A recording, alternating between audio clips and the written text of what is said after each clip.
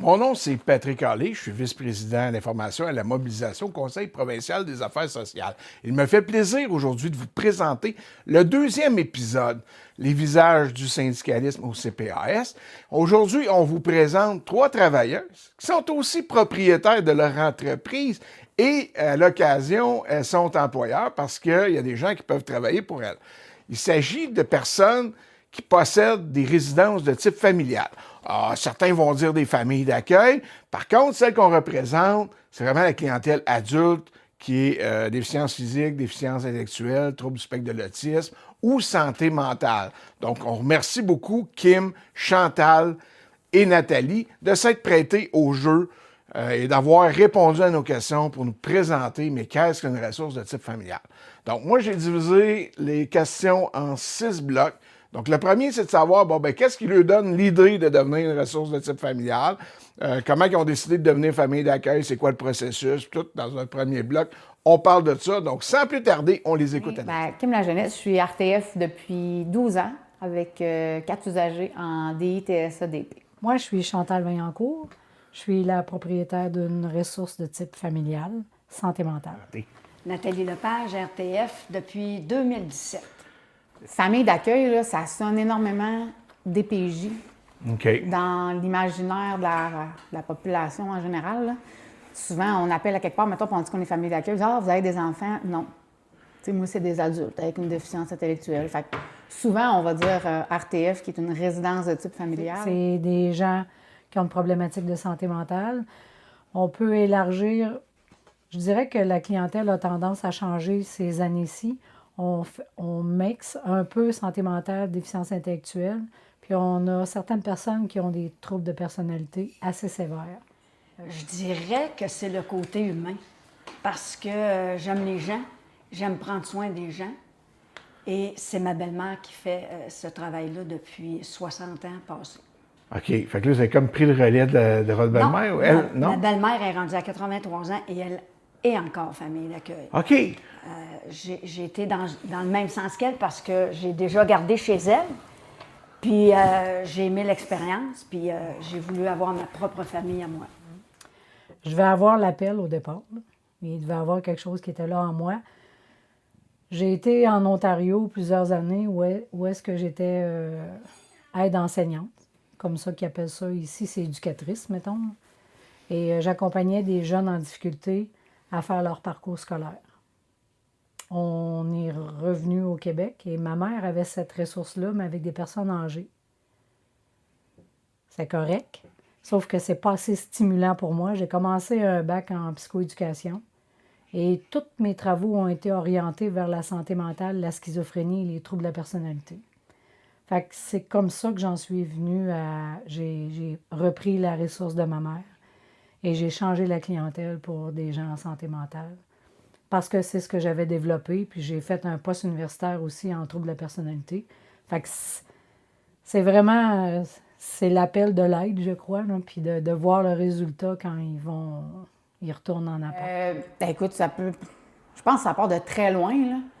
Ben, quand j'ai décidé, que j'ai annoncé, mettons, à mes parents, parce que moi, je suis du secteur de la santé, je travaillais à l'urgence au CHUL, à Québec, puis quand j'ai annoncé à mes parents, à l'aube de mes 30 ans, que je lâchais l'hôpital, qui est quand même une carrière que tu as une sécurité d'emploi, pour devenir une RTF, là, c'est sûr que c'est une bébite, là. Mes parents étaient comme, c'est quoi ça, une RTF? Fait que, tu sais, quand je leur ai expliqué, ma mère m'a rappelé qu'en 4e année, elle avait été appelée par une professeure parce que je m'occupais du trisomique dans ma classe, au lieu de faire ce que j'avais à faire. Oui, avec mon conjoint, que j'ai pris cette décision-là parce que nous autres, on est une famille recomposée. Fait que moi, j'ai 5 enfants, mon mari en a 3. Fait qu'on a attendu aussi qu'il n'ait quelques-uns qui partent de la maison parce que ça aurait pris un château, hein? Okay. C'est certain qu'avec la quantité d'enfants. Fait qu'on a attendu qu'il y en a qui partent de la maison. Et puis, quand il y en a resté juste 2, autrement dit, les jumelles restaient à la maison, là, j'ai commencé à ouvrir ma famille d'accueil. J'avais une amie que sa belle-maman était RTF, puis j'allais la voir, puis j'ai vraiment vu ce que c'était, puis je me disais, j'aimerais vraiment ça, faire ça, un jour. Puis, tu sais, moi, j'ai été préposée aux bénéficiaires, ensuite de ça, agente administrative. parce que je me suis blessée dans le dos, puis je m'ennuyais énormément du plancher. Puis à cause de ma blessure, je pouvais pas retourner sur le plancher à l'hôpital. Fait que je me suis dit, je vais faire du plancher à la maison. OK. Fait que, tu sais, je les ai chez moi. Puis quand j'ai commencé, j'en avais un qui était en fauteuil roulant, 2 qui étaient incontinents. Fait que, tu sais, je retrouvais un peu ce que je faisais au début. Le travail de préposé. C'est ça. Mais chez nous, dans la maison. Parce que j'ai vu ma mère, j'ai travaillé pour ma mère, qui, elle, avait... Puis, tu sais, c'était vraiment les week-ends. Fait que j'arrivais le vendredi midi, je repartais le dimanche 8 heures. Fait que j'avais déjà un bon bagage de savoir qu'est-ce qu'on fait dans une ressource, comment ça fonctionne. Les personnes âgées, il y en a aussi qui ont des troubles du comportement. Fait que, tu sais, j'avais pas vraiment d'appréhension. C'était plutôt très stimulant. Là, je ne sais pas si ça a changé, mais mettons, moi, en 2014, quand j'ai postulé, là, c'est des...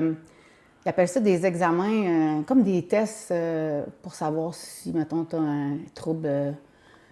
ben gros, des troubles de santé mentale ou, tu sais, ces affaires-là. J'imagine des tests Les psychométriques. tests psychométriques, Ouais, merci, ok, c'est ça. bon. Fait que il y a des tests psychométriques, il y a des...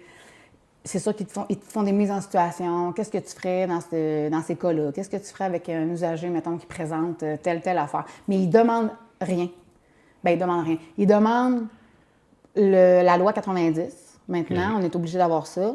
Ensuite, ils demandent le RCR à jour.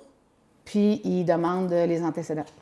OK. Des empêchements. Quand tu commences, ils demandent les empêchements, OK. qui est comme un peu plus global, là. Puis à tous les 3 ans. Ça, c'est lié, il faut, mettons, si c'est un dossier criminel. Oui, c'est ça. Savoir OK. si c'est un dossier criminel. Puis tous les gens qui restent avec nous. Tu sais, moi, chez moi, le contrat est à mon nom à moi, mais mon conjoint aussi doit passer les antécédents judiciaires parce qu'il reste avec les usagers. Toute personne de 18 ans et plus dans la maison qui reste avec eux doivent passer ça. Fait que, tu sais, quand mettons qu'on veut se faire remplacer, bien, nos remplaçants compétents aussi, là, on doit s'assurer qu'ils ont tout ça, là, la même chose que nous. J'ai passé par le processus. Ma belle-mère, qui était famille d'accueil, m'a donné l'endroit où appeler. Puis après ça, on a fait nos démarches toutes seules. Oui, il y a 20 ans, c'était un peu différent d'aujourd'hui. C'est sûr que oui, on avait une rencontre live avec un chef qui nous posait des questions. C'était quoi nos motivations? C'est pourquoi je reprenais la ressource de ma mère, puis mes orientations. Fait que ça devait être assez clair là, à ce moment-là, qu'est-ce que moi je voulais développer, puis j'y croyais beaucoup. Hey, ça dépend. Parce que tu vois, moi, j'ai commencé, j'avais pas de maison. Puis jadis, là, c'était le CRDI. Là. Le CRDI avait quelques maisons en location. C'est les ressources, c'est les responsables de ressources, en fond, qui louaient la maison. Mais l'accréditation de la maison, tu sais, nous, comme moi, j'ai ramassé un projet. Là. La fille, elle voulait arrêter. OK. Puis quand j'ai posé ma candidature, ils m'ont dit, Madame la jeunesse, on en a 2. On a une à Sainte-Foy, on a une à Val-Bélair, il y en a une qui a 3 usagers dedans, l'autre en a 4. Moi, je me disais, ben 4, tu sais, c'est quand même, c'est pas pire, 4. Fait que j'ai dit, ben on pourrait y aller avec 4, mais j'ai aucune idée de qui est dans la maison. Là. Parce qu'ils peuvent pas, tu sais, ils peuvent pas me dire ça, là. Fait qu'ils disent, on peut vous envoyer là, puis ça, c'est une maison en location. Fait que moi, je reprenais le projet de cette fille-là. Puis c'est comme ça que j'ai commencé, avec une maison en location. Mais tu sais, on a des ressources qui ont seulement un usager. Ils peuvent être dans un appartement, là. Tu sais, en autant qu'ils respectent les critères. Si on vérifie la solvabilité, ça aussi, c'est quelque chose qu'ils viennent voir si tu peux en partant, être capable de faire vivre une ressource comme ça. Bien, nous autres, on avait déjà notre maison. Fait que les démarches qui ont été un peu différentes à d'autres personnes, mettons, c'était... Ils viennent vérifier la grandeur de tes fenêtres, la grandeur de tes chambres, la grandeur de tes garde-robes, le mobilier. Ça, mettons, tu as une rampe d'escalier, bien, si toutes les rampes sont de grandeur... fait qu'ils donnent tout en partant les conditions, dans le fond, pour avoir une maison bien adaptée. OK. Puis après ça, bien, tu Puis, passes... est-ce que vous avez dû faire des modifications? J'ai fait des modifications. Dans ma maison précédente, j'ai fait des modifications. Puis là, on vient d'emménager dans notre nouvelle maison ici, ça fait 1 an. On a fait beaucoup de réparations en fonction des normes du CIUS. OK. Donc, il y a vraiment des normes à respecter. Absolument. Puis, Absolument. Au niveau bon. de l'intérieur et même de l'extérieur, au niveau OK. du patio, des marches, des rampes, il y a plein de... Fait que c'est le code du Qui bâtiment. sont dans le code du bâtiment, c'est ça. Exactement. Le deuxième bloc de questions, on veut savoir, mais c'est quoi le travail? Qu'est-ce que vous faites de la journée? C'est quoi une journée type? Vous commencez à quelle heure? Ça? Parce que là, il faut que vous sachiez, famille d'accueil, c'est familial, c'est dans votre demeure. Vous accueillez des gens, des inconnus, des étrangers qui sont référés par le système de santé. Et là, vous devez vous en occuper. Alors, c'est 24 heures par jour, 7 jours sur 7. Donc, c'est qu'est-ce que ça ressemble à une journée dans une ressource de type familial? On va voir qu'il y a des différences d'une place à l'autre. Sans plus tarder, on les écoute. Vers 6 heures le matin. 6 heures le matin. Oui, parce que quand ils ont des activités ou quand ils quittent, souvent le transport adapté va arriver vers 7h40, 8h, 8h, 7h40. Puis j'en ai qui partent un peu plus tard aussi. Mais tu sais, pour qu'on ait le temps de tout faire la routine, là, c'est à peu près vers 6 heures le matin. Comme moi, mettons, je prends ce matin, je suis descendue, il était 7h moins quart. Les gens, on demande à ce que, ils sont autonomes, hein, fait qu'ils sont capables de se faire à déjeuner. Oui, assez facilement pour eux. Fait que ce que je demande, c'est qu'ils soient là juste vers 7 heures pour que celui qui se lève à 8 heures ou 9 heures, soit pas pris à 6 heures à entendre. Fait que le départ se fait vers 7 heures. Le matin, on se lève à 6h15, 6h30. J'en ai 2 qui sont autonomes à se réveiller tout seuls, 2 autres que je vais les réveiller. Fait que là, ça s'habille, ça fait son lit. Après ça, les déjeuners, je fais le lunch, je fais le déjeuner. Après ça, c'est le brossage de dents. Puis là, après ça, ils descendent en bas, puis ils partent. Il y a des journées que j'en ai à la maison, il y en a des journées que j'en ai pas. Ça a donné aujourd'hui qu'il n'y en a pas. Oui et non, parce que moi, j'ai pas des usagers qui partent à la semaine longue. Fait que j'ai toujours des usagers à la maison. Ça m'arrive pas d'avoir personne chez nous.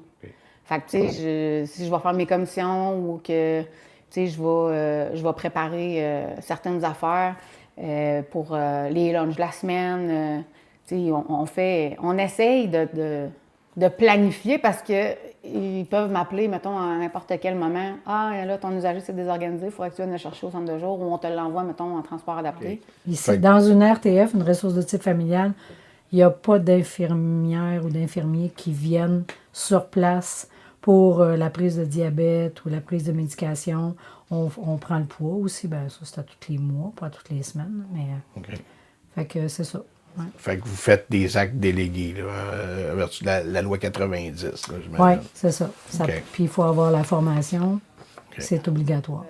Il y en a, là, des usagers qui sont quand même capables, mettons, d'aller s'acheter des choses ou, tu sais, Ça, c'est plus difficile. Moi, j'en ai pas vraiment. Fait que, tu sais, ou sinon, mon usagère qui est capable, elle, c'est maman qui gère les sous. Parce que la maman elle est toujours dans sa vie, tu sais, elle passe ses fins de semaine avec sa mère. Fait que c'est maman qui gère les sous. Fait que j'ai pas à gérer ça. Fait que c'est vraiment... c'est pas tous les usagers, puis c'est pas toutes les ressources qui en ont. Ça dépend vraiment de l'usager que tu as dans la maison. C'est comme j'en ai une autre personne, ça fait pas tellement longtemps, il y a eu un diagnostic de cancer et il y a beaucoup de petites particularités pour éviter les contaminations. Après une chimio, elle a une toilette toute seule, il faut vérifier, il faut qu'elle flush 2 fois. Tu sais, il y a un protocole. On suit un protocole parce que c'est ce qu'elle élimine, il faut aussi le nettoyer pour pas qu'un autre soit contaminé. Ça, c'est 4 jours après qu'elle a reçu son traitement. Après ça, elle a perdu ses cheveux. Il faut être vigilant. Elle a tendance à avoir une peau extrêmement fragile. Comme elle n'a plus d'immunité, on a des crèmes à mettre. Fait que ça, tu sais, ça se fait. Ça se fait Ça s'ajoute. Oui. Fait que c'est pas parce qu'il y a une autre maladie qu'il s'en va ailleurs. Il continue à rester ici, là. Oui. Si on est capable de donner le soin, oui. Tu as des rendez-vous d'une journée aussi. Hein? Tu as des rendez-vous avec les bénéficiaires, des rendez-vous médicaux. Comme tu en as qui ils peuvent le dentiste pour des orthèses. Il y en a qui ont des machines d'acné de sommeil. Fait que c'est plein de rendez-vous médicaux que dans le jour, tu te dois de faire aussi. Là. Après ça, là, il y a toujours le menu fretin. On est dans une maison, fait qu'il y a quasi toujours quelque chose à faire, un lavage. Chaque résident ici fait son lavage. Il y a une journée spécifique. Puis chaque résident a sa journée pour vérifier une salle de bain, les salles de bain. On demande pas, je ne demande pas de laver la salle de bain que quelqu'un d'autre a sali, mais je vais être informée. Fait que nous, on vérifie les salles de bain, mais chacun a cette tâche-là pour les responsabiliser un peu dans leur milieu. Fait qu'on va faire ça. Il y a le lavage à chacun, vérifier c'est son lit cette semaine. À chaque semaine, Il y a une journée. il y a une OK. journée spécifique pour le lavage. Fait que ça, on fait ça. Il y a aussi, nous, notre lavage, ce qu'on utilise, OK. l'entretien de chaque jour. C'est pas facile parce que ils sont 24 sur 24, 365 jours, 7 sur 7. C'est comme nos enfants, ils sont tout le temps là. Sauf que de temps en temps, il faut que tu mettes tes limites parce que des fois, on vient qu'on s'oublie en tant que personne puis en tant que couple, parce qu'il y a quand même le couple là-dedans aussi. Non? Ben non, parce que. Puis tu sais, trouver des remplaçants compétents, c'est quand même quelque chose qui est complexe. Tu sais, mettons, je veux partir une fin de semaine, mais la personne, il faut qu'elle vienne chez nous, qu'elle dorme chez nous. Tu sais, il faut qu'elle soit là. Mettons, je pars le vendredi, je reviens le dimanche, bien, elle rentre le vendredi, puis elle ressort le dimanche. Là.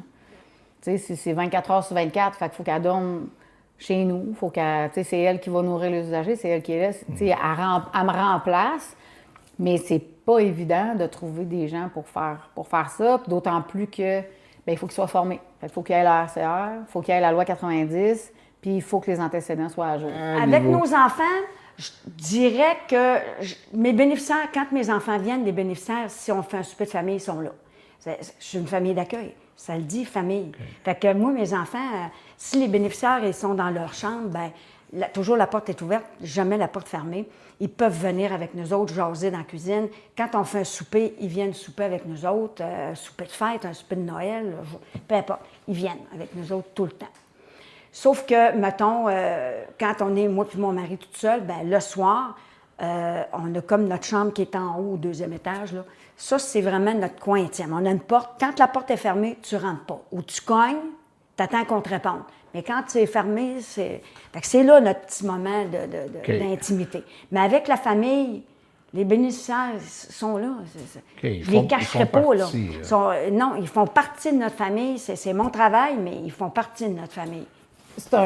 C'est un milieu familial. Fait qu'à un moment donné, quand ils vont se coucher, bien, c'est un peu notre moment. Où on est tout seul, un peu comme quand tu dis « Oh, les enfants sont couchés, on relaxe Bien, c'est un peu ça aussi, parce que dans une résidence de type familial, il n'y a pas de service de nuit. C'est sûr que s'il y en a un qui est malade, on va y aller, mais c'est pas comme dans une aérie, tantôt, quand on séparait aérie, il y a un employé la nuit. S'il y en a un qui ne dort pas, c'est bien rare dans une RTF que tu as un usager qui ne dort pas la nuit. Là. Ça peut arriver qu'il y ait des petits... mais c'est ça. Fait que c'est le soir, quand ils se couchent. Fait qu'on on a ces petits moments-là à nous autres. Je te dirais qu'à 10h30, 11h moins quart, tout le monde dort, incluant moi. Le troisième bloc de questions, maintenant, on voulait savoir c'est quoi leur rôle et responsabilité. OK? C'est quoi le rôle auprès des usagers? Est-ce que c'est comme des parents? Est-ce que c'est comme des intervenants? Est-ce que c'est comme des gestionnaires? On va leur demander de décrire c'est quoi leur rôle, c'est quoi leur mission, qu'est-ce qu'ils ont à faire avec les usagers, puis c'est quoi le rapport qu'ils ont avec eux ou elles. Donc, c'est ça. Fait qu'on demande, on leur pose des questions. Le troisième bloc de questions, c'est là-dessus que ça se fait. On les écoute à l'instant. Tout ça en même temps, mais plus comme aidante, je dirais comme une deuxième mère. C'est réellement ça. On les éduque, on les nourrit, on les lave, on en prend soin comme si c'était nos enfants. C'est réellement ça. Moi, je me considère pas comme un gestionnaire. C'est sûr que j'ai de la gestion à faire. J'ai de la gestion des dépenses personnelles des usagers à faire. Puis je dois rendre compte à l'établissement et au curateur pour ceux qui sont sur la curatelle. Effectivement que ça, c'est une partie administrative. J'ai les rendez-vous que je dois comptabiliser puis l'envoyer à l'établissement. Ça, c'est ma partie administrative, propriétaire, mais je me vois plus comme un intervenant. Okay. Un aidant. Je parle vraiment pour cette ressource-ci. Je suis vraiment plus dans le développement de la personne pour développer justement au maximum ses capacités. Si on est capable d'aller dans la communauté, Fait que moi, je me vois plus là. Il y en a, tu sais, moi j'en ai une, elle m'appelle Maman Kim, là. Fait que, tu sais, c'est un peu, c'est vraiment, on est vraiment comme des parents, là, parce que souvent, on a, tu sais, les usagers ont chacun leur intervenant, puis ils ont chacun leur défi. Fait que, tu sais, nous, on a des rencontres avec les intervenants qui nous donnent des trucs. Fait que souvent, on va leur apprendre des choses, on essaye, tu sais, il y en a qui sont capables de devenir autonomes. Fait que tu peux être dans une RTF, puis apprendre la vie quotidienne avec ta responsable, puis finir dans un appartement supervisé. Tu sais, des fois, c'est une transition aussi, la RTF. C'est pas... Du cœur. Premièrement, du cœur. Il ne faut pas que tu aies peur de l'ouvrage. Parce que c'est tout le temps... Ces gens-là, ils ont tout le temps besoin de nous autres. Pour moi, en tout cas, c'est ça. C'est le cœur. C'est pas le 1747, moi, là c'est telle personne.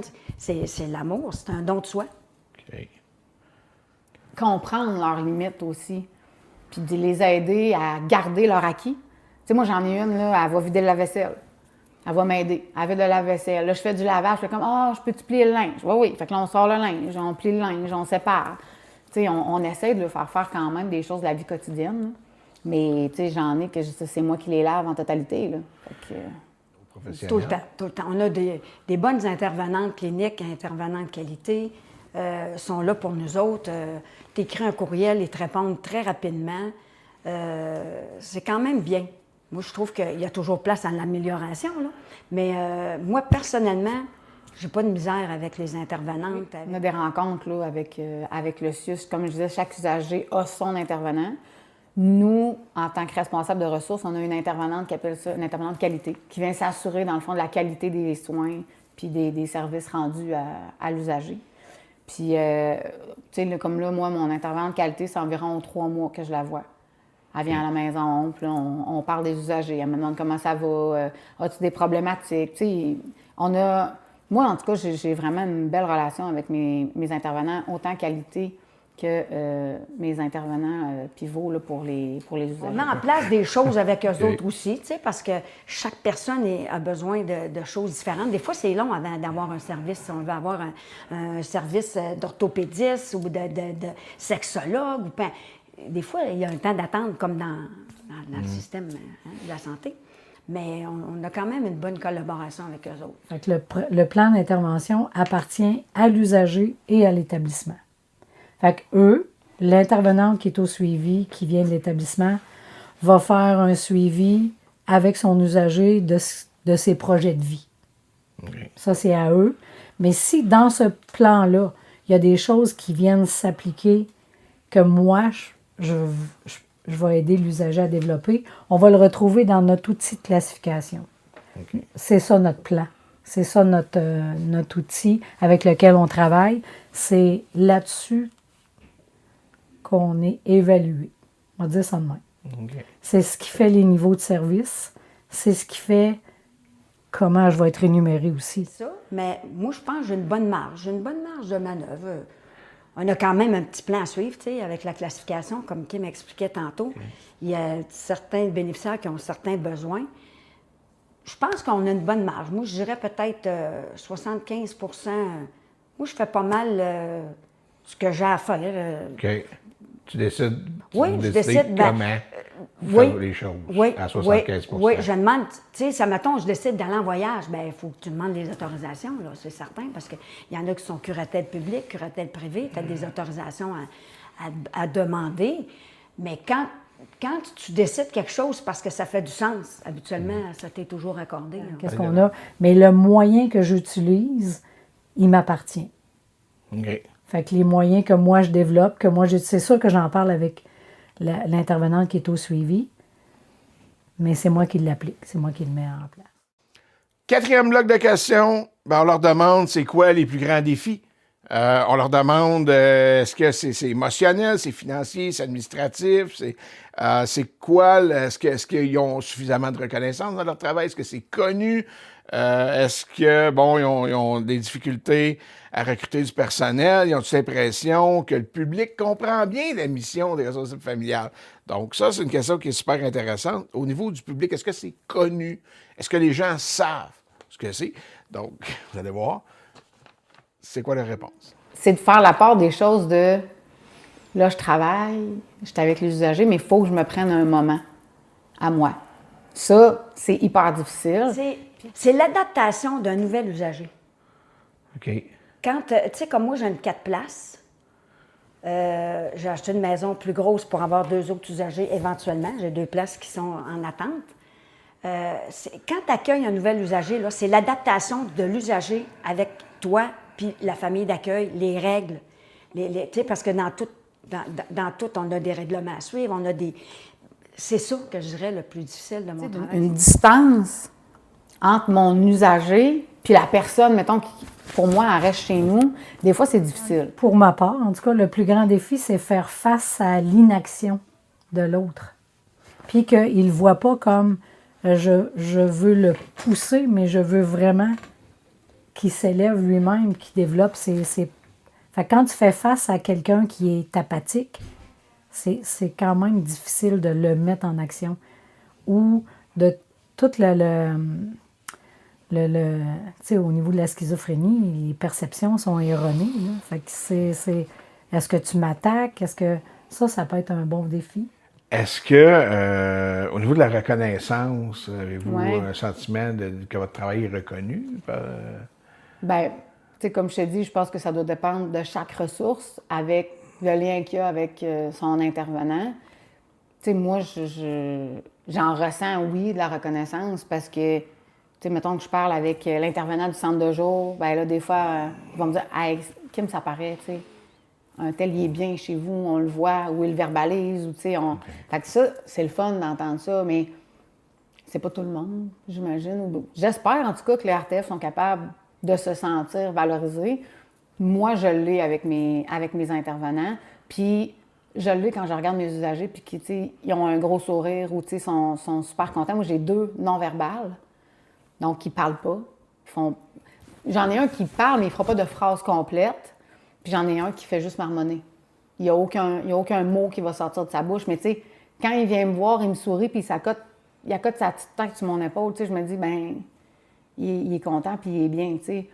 Fait qu'autant le CIUS ou les CIS peuvent faire qu'on se sente valorisé, mais nos usagers aussi sont pas beaucoup. Quand même. Ah, ben moi, c'est quand un usager passe une semaine à l'extérieur, puis qu'il revient chez eux, puis qu'il est content. Que sa mère t'a dit, elle avait hâte de revenir à la maison. Ça, moi, OK. ça me prouve que je fais une belle job, puis que je fais une différence dans sa vie. Bien, je suis obligée de dire oui. Je suis obligée de dire oui. À certains égards, c'est... Tu sais, je m'amuse tout le temps à dire... je sais que l'établissement est tanné de m'entendre dire ça, mais nous, on est des non-professionnels. Mais moi, un non-professionnel, dans ma tête, là, j'aime pas cette notion-là. Moi, j'ai quand même une formation, mais quand même, on reste professionnel dans ce qu'on fait. Je comprends peut-être ce que ça veut dire, mais c'est pas vrai qu'on est non professionnel auprès de nos usagers. Tu sais, puis plein de petites choses qui sont c'est fin comme tu sais, tu disais les défis, mais moi, je fais 2 à 3 sorties par année avec ces usagers-là. Bien, il faut que je les amène dans la communauté. Il faut que je me déplace avec ces gens-là. Je peux pas les mettre face à un jugement. Je vais aller voir un spectacle. Qu'est-ce que je fais? Bien, je les amène, mais c'est sûr qu'on attire les regards, là. On est un peu différents. Fait que, tu sais, ça, maintenant, je suis très à l'aise avec ça. C'est les gens qui me regardent trop longtemps qui vont être pas très à l'aise avec le fait que moi, je vais réagir, mais, tu sais, on en fait beaucoup de choses pour nos usagers. Je pense qu'on est très investi émotionnellement. Puis on dirait que c'est pas tout le temps pris à sa juste valeur. Oui, c'est très méconnu des gens. C'est méconnu de partout, là. Je veux dire, faire mon prêt à la banque, c'est compliqué, là, parce que mon titre, c'est RTF, là, tu sais, toutes ces choses-là qui viennent avec, là.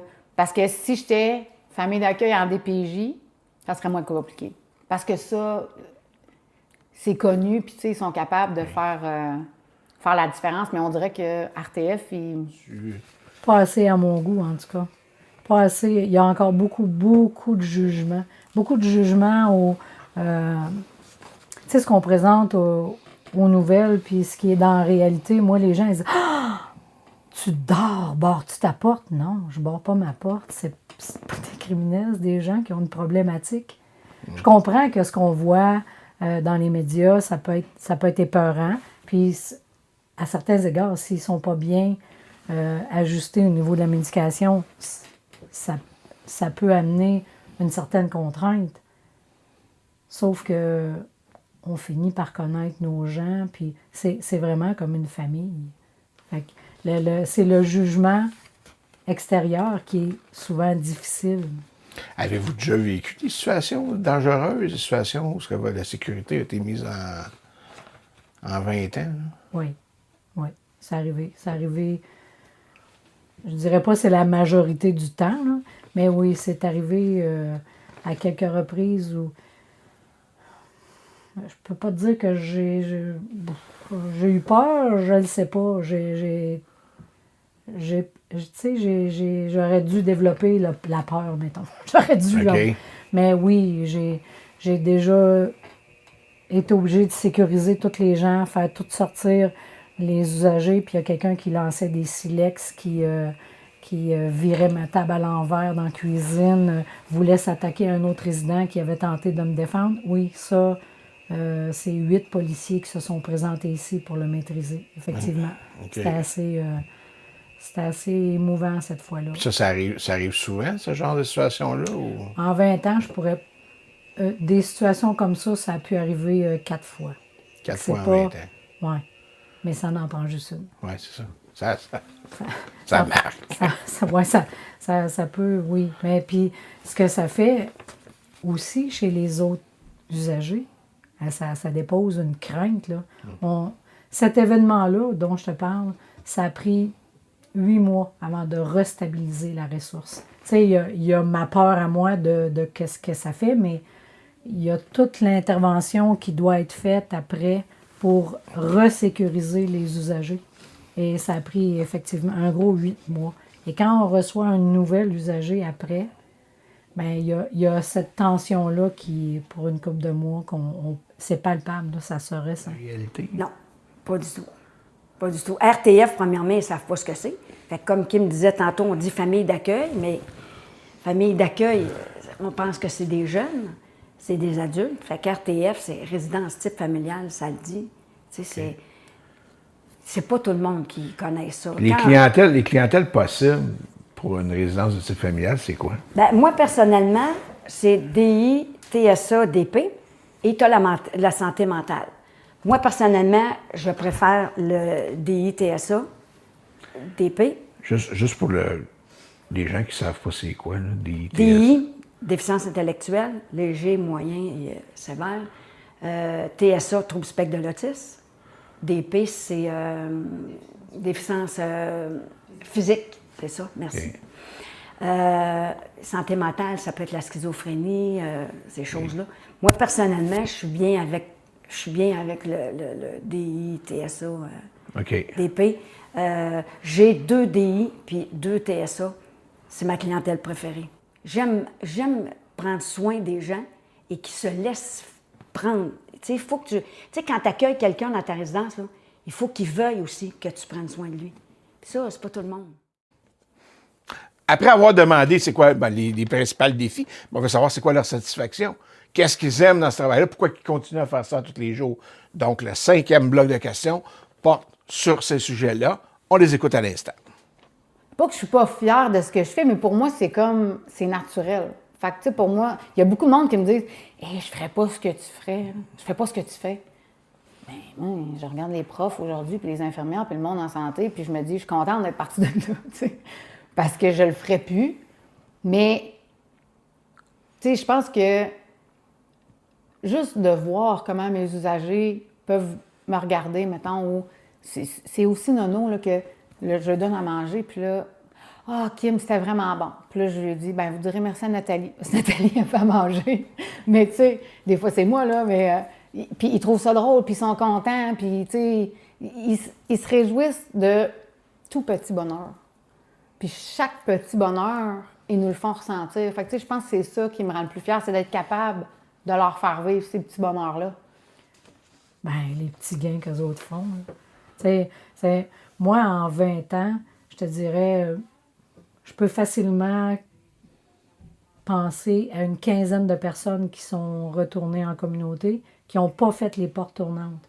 Ça veut dire qu'ils ne sont pas désorganisés, retourner à l'hôpital, revenir dans le réseau, retourner. Ils sont en appart depuis ce temps-là. Et certains n'ont même plus de suivi avec le CLSC ou avec une deuxième ligne. Ils sont par eux autres mêmes en mesure de vivre dans leur appart. Bien, c'est comme je dis, tu sais, c'est de voir les sourires de ces personnes-là. Moi, je vois beaucoup de progression. J'en ai un que ça va faire 10 ans que j'ai. Je l'ai depuis ma première journée que j'ai commencé. Il a commencé avec moi, je l'ai encore. Je vais l'avoir jusqu'à temps que je prenne ma retraite.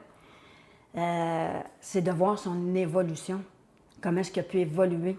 Quand je vois une intervenante qui arrive à la maison et qui connaissait ce jeune-là, quand elle le voit aujourd'hui, elle n'en revient pas, là. Parce que ça lui prend quand même un cadre, ça lui prend une routine. Ces gens-là, ça lui prend une routine, t'as pas le choix. Oui. Fait que quand je vois les évolutions qu'une éducatrice me dit « Hein, il est rendu comme ça, lui, tabarouette », ça, c'est gratifiant pour moi. Je garde, quand je peux, ma porte est toujours ouverte pour tous ceux qui sont venus ici. Fait que, tu sais, je peux être quelques années, t'as oups, j'ai un appel, « Hey, salut! » Fait que ça, j'aime ça. Tu sais, je peux voir où ils sont rendus. Puis à chaque année, on a recommencé cette année. Avec la pandémie, ça nous a donné un petit choc, là. Mais à chaque année, moi, je fais un souper de Noël pour tous les gens qui ont été en ressources ici. Puis tous ceux, parce que je faisais de la supervision dans les appartements avec les gens. Fait que tous ces gens-là, souvent, ils n'ont pas de famille, souvent, ils sont seuls. Fait que je prends une salle, puis on fait un buffet, puis on sort. C'est comme notre souper familial à chaque année. Fait que comme ça, j'ai encore des petites nouvelles. Garder des liens, même après. Oui. Et le lien qu'on développe avec eux, ça, c'est nourrissant. C'est beau de voir ça. Moi, ça me... Ben, c'est mon cadeau. C'est ça qui m'anime. Bien, maintenant, le 6e bloc, on parle de la reconnaissance, on parle de l'avenir de cette profession-là, famille d'accueil. Donc, est-ce que c'est quelque chose qui va... Est-ce qu'il y en a de plus en plus ou est-ce qu'il y en a de moins en moins? Qu'est-ce que vous conseilleriez à quelqu'un qui voudrait devenir famille d'accueil? Comment que ça se passe? Donc, est-ce que ça devrait être plus valorisé? Est-ce qu'il y a des choses qu'on pourrait faire pour améliorer le système? Donc, à l'instant, nous écoutons leurs réponses. Et, encore une fois, en terminant, merci à Kim, Nathalie et Chantal d'avoir accepté de me rencontrer pour répondre à mes questions. Plusieurs années, les ressources, il y en a qui ont fermé. Il n'y a pas eu grande ouverture, quelques-unes là, qui ont réouvert, mais on n'a pas augmenté le nombre de ressources. Je crois pas. Pourquoi? Je pourrais pas dire. C'est pas tant... Oui, c'est connu, mais je ne pourrais pas dire pourquoi. Ça pourrait être inquiétant. L'avenir des RTF, si je peux être complètement franche avec toi, nous, on la pose, cette question-là. On la pose, cette question-là, parce que quand j'ai commencé en 2014, on était au-dessus de 250 de Charlevoix à Québec. Là, on est 129. Puis, tu sais, on a l'impression que, présentement, là, il n'en ouvre plus. Le mot d'ordre, tu sais, c'est on n'ouvre pas de nouvelles RTF. On va combler les places qu'on a. Puis, on verra par la suite. Mais, tu sais, nous, on entend qu'il manque de place, qu'il manque de tu sais, qu'il y a des listes d'attente à n'en plus finir. Mais c'est beaucoup pour les RI parce que la clientèle est de plus en plus lourde. Okay. Puis de la clientèle lourde en RTF, c'est plus difficile. Moi, sur 4 usagers, là, j'en ai 3 que c'est impossible qu'il y ait en RI. C'est impossible. Tu vas les perdre. Ces gens-là, tu vas les perdre. Ils ont besoin d'un encadrement, ils ont besoin d'amour, ils ont besoin de temps. Bien, ils ne peuvent pas te donner ça quand tu vas dans une institution, une grosse affaire. En famille d'accueil, bien, comme Kim me le disait tantôt, il n'y a jamais plus que 9 usagers. Fait que tu as le temps de prendre soin d'eux autres. Tu as le temps de donner l'attention qu'ils veulent, qu'ils ont besoin. On ne peut pas fermer complètement nos résidences. C'est impossible. Il va toujours en avoir besoin. Elle a réduit depuis plusieurs années. Je ne veux pas avancer, mais mettons, personnes âgées, DI, TSA puis santé mentale, je pense qu'on est 190. OK. Mais dans la région Mauricie-Centre du Québec, là. OK. Pas juste à Victoriaville. Fait que c'est sûr que pour améliorer ça, c'est sûr que de l'écoute un peu plus, tu sais, quand on leur dit, ben ça fonctionne pas, ça me prend autre chose que ça. Souvent, ils sont comme, ben oui, mais on peut pas vraiment aller plus loin que ça, tu sais. C'est sûr que, tu sais, on est leurs yeux, on est leurs oreilles. C'est nous qui vivons avec ces usagers-là 24 heures sur 24. Tu sais, oui, l'intervenante, elle va nous poser des questions, puis oui, elle va déterminer, tu sais, les soins qui sont à rendre à cet usager-là, mais des fois, on vit des difficultés, puis il y a des ressources qui ne se sentent pas nécessairement écoutées dans les difficultés qu'ils vivent avec leurs usagers, tu sais, parce qu'ils ne sont pas capables de trouver une alternative à la problématique. Ou, ben on n'a pas ces moyens-là. Ça coûterait trop cher. C'est ça. Ben, tu sais, ils ne nous diront pas ça de même. Mais on n'a pas ces moyens-là. Ou ben, le moyen que je t'offre, c'est ça. Oui, mais c'est parce que ça ne marche pas. Fait que, tu sais, c'est sûr que de l'ouverture d'esprit un petit peu plus, je pense que ça aiderait. Mais, tu sais, rendu là, on n'a pas le gros bout du bâton, là. Vraiment pas. Certaines petites conditions qui voient notre réalité aussi, tu sais. On ne fait pas ça pour l'argent, ça c'est certain. On fait ça parce qu'on aime ça à la base. C'est sûr que l'argent, on travaille tout pour l'argent, ça c'est certain. Mais là-dessus, le gouvernement, il y a une petite marche à monter, là. Nos conditions de travail salariales, des fois peut-être nous appuyer plus dans certaines demandes. Tantôt, il y a l'usure de notre maison, il y a l'usure de la douche, des appareils ménagers. Tu sais. Moi, je fais minimum 2 à 3 brassées de lavage par jour. Bien, moi, je vais user ma laveuse plus vite que ma mère qui fait une brassée ou 2 par semaine. Comprends-tu? Pareil pour tout le reste, tu sais, au niveau de la nourriture. La nourriture, ils nous disent qu'il faut bien faire manger nos usagers. Moi, je ne le fais pas manger des croquettes puis des pogos à 3 semaines, à 3 jours, là. Ils mangent bien 3 repas par jour, équilibrés. Bien, là-dessus, ça ne suit pas. Là. OK. Ça ne suit pas pour le monde normal. Fait qu'imagine pour nous autres, les familles d'accueil. Ça ne suit pas plus, tu sais. Puis c'est dans tout, on s'en ressent dans tout. C'est pas tout le monde qui va travailler l'empowerment puis développer l'élan de retourner en communauté. Mais c'est sûr que c'est un modèle. S'ils ne peuvent pas aller en appartement, s'ils ne peuvent pas, c'est une belle place pour développer les habiletés. On devrait peut-être, de plus en plus d'établissements poussent sur les formations pour aider les ressources justement à mettre en place plus de développement de la personne. Si les gens se disent, ben j'aimerais peut-être ça, faire ça, c'est sûr qu'il faut pas que tu t'arrêtes. Faut pas que tu fasses ça pour le salaire. On va se le dire, là. Faut pas que tu fasses ça pour l'argent. C'est un don de soi. C'est 24 heures sur 24, 365 jours par année. Puis, il y a un coût relié à ça. Puis, il y a une paye qui est liée à ça. Mais moi, je pense qu'on va chercher plus qu'un montant d'argent quand on travaille avec ces gens-là. T'sais, moi, je suis pas faite pour travailler avec la santé mentale, mais je suis faite pour travailler avec la DI. Puis, tu sais, tant et aussi longtemps que je vais pouvoir avoir des usagers en DI, TSA, DP, je vais continuer d'être RTF. J'ai pas...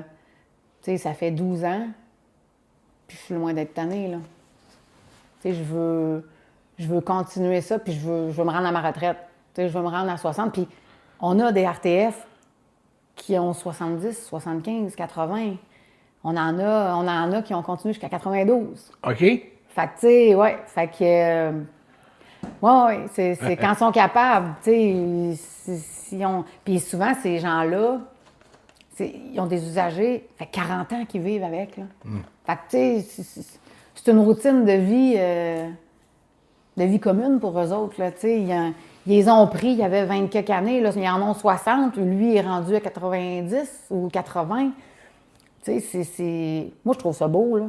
Tu sais, c'est merveilleux. Tant que tu es capable de le faire, bien, fais-le. Puis, tu sais, l'usager, là, plus il reste longtemps à la même place, bien, moins il y a pas moi, il y a de contraintes, mais tu sais, un déménagement là, pour quelqu'un en DI ou même en santé mentale, peu importe, quelqu'un qui a des défis, le déménagement, c'est quelque chose parce que quand tu restes dans une RTF ou une RI, il y a des gens autour de toi. Tu sais, il faut que tu t'habitues à tous ces gens-là. Fait que changer de milieu, c'est difficile. Fait que quand on est capable de les garder avec nous autres le plus longtemps possible, c'est ce qu'on souhaite. Quelqu'un qui hésite à se lancer, là, mettons, genre, moi j'aurais le goût, mais je suis pas sûr.